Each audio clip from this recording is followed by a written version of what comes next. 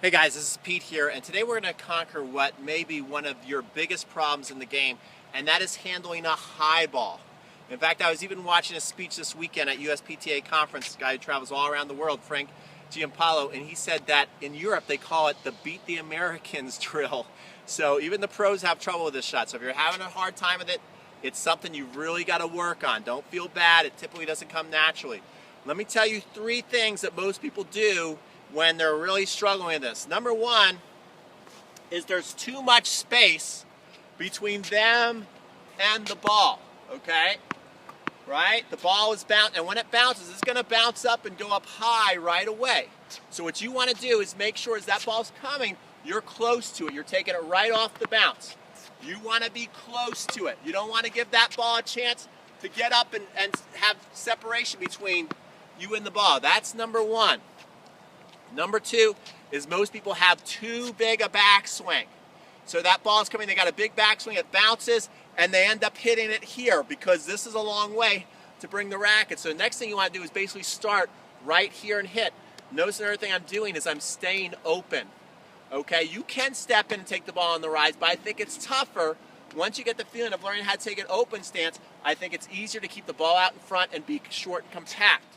So that's another thing. And then the main thing is that ball is in the air, and instead of using it as an opportunity to move your feet and get in position and get everything just right and take the shot, people are standing there watching the ball. They're flat-footed, and that ball bounces, then they try and catch up and do everything at once. So what you want to do is make sure you're keeping those feet moving and dancing. So what we're going to do actually today, because I can tell you to do all that stuff, and it's going to be hard for you to just go out on the court and do it. You've got to do off-court work for this. All right, I was watching video after video of Xavier Malise a week ago doing shadow stroking to practice his game, okay? That took him from 80 back into the top 20. A lot of shadow stroke exercises. That's a secret that the pros do that most rec players do not do. So you can pause the video and join me because we're about to do a workout on taking the ball on the rise.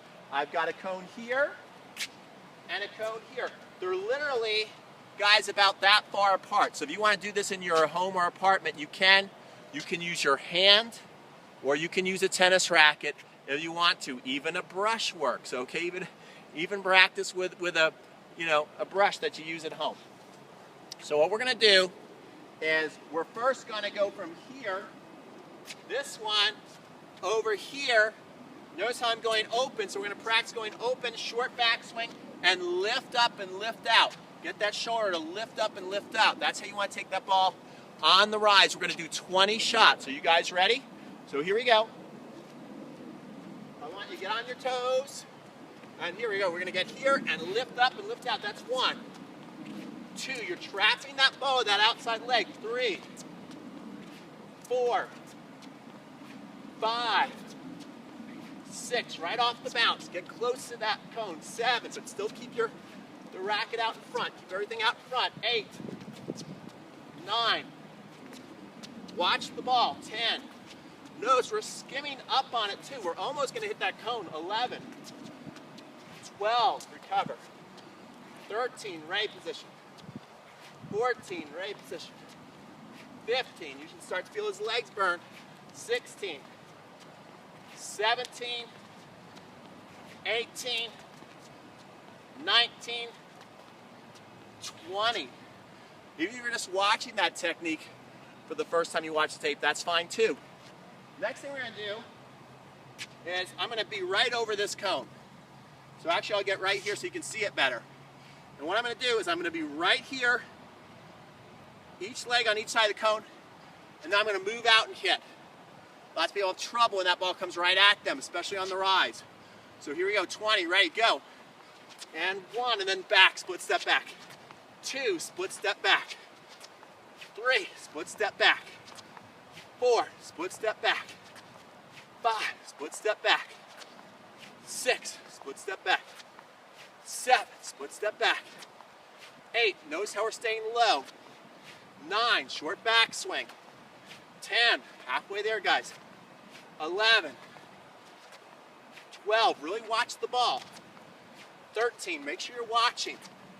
14, 15, 16, 17, 18, 19, and 20. Very good. Last exercise we're going to do, let me take this out of my pocket here. Last exercise we're going to do is we're going to go right out to the ball and then inside. So I'm going to come here, hit out, then hit in. Okay, great drill. Are you guys ready? Let's do this together. Last one, on your toes, and go. 1, make sure you clear the cone. 2, 3, 4, 5, 6, 7, 8, 9, 10, 11, 12, 13, 14, 15, 16, 17, 18, 19, 20. Good work, guys. That's a quick exercise. My heart's pumping. Yours is probably too. You can even pause that, watch it in slow-mo, just watch it back. Really get the technique for it. If you like an exercise like this, you want to get in shape and also improve your technique, I'm going to put a link here, Total Tennis Body.